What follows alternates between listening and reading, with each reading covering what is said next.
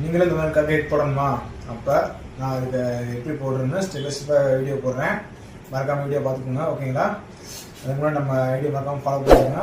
YouTube search பண்ணி வச்சுக்கோங்க guys. வீடியோவில் போகலாமா?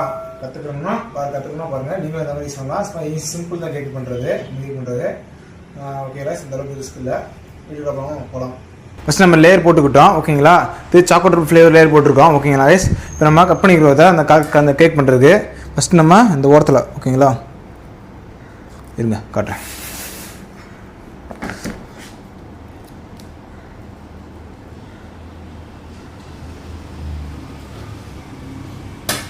கட் பண்ணி எடுத்துட்டோம்.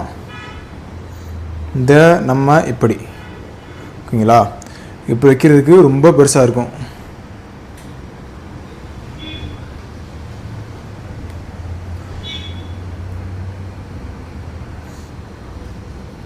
தெரியுதா உங்களுக்கு? இதை இன்னொன்று பெருசுப்படுத்தினா அதுக்கு நம்ம ரொம்ப பெரிய போர்டு எடுத்துக்கிறோம்.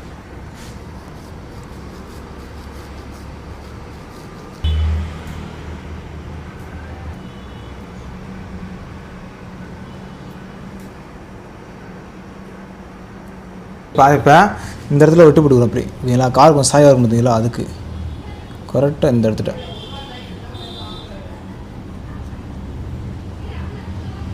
ஓகே ஓரமாக வச்சுக்கிறோம். அதே மாதிரி எங்கிட்டும்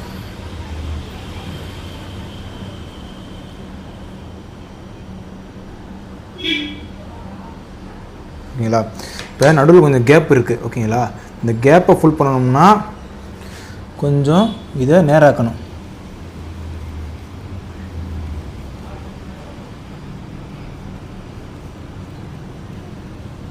ரொம்ப ஹைட்டு தேவைப்படாது நம்மளுக்கு. ஓகேங்களா? அதிகபட்சம் ஃப்ளாட்டாக தான் தேவைப்படும். நீங்கள் இந்த வெட்டுறதை இந்த ஓரத்தில் வச்சிடணும். ஓகேங்களா?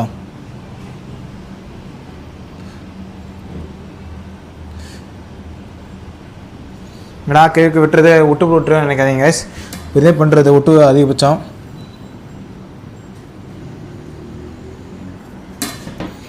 இது பண்ணுறது யாருக்குன்னா நம்ம வீட்டில் ஒரு நம்ம தம்பிக்கு பிறந்த நாள், அதுக்கு தான் பண்ணிக்கிட்டு இருக்கப்போ நம்ம இதை, ஓகேங்களா?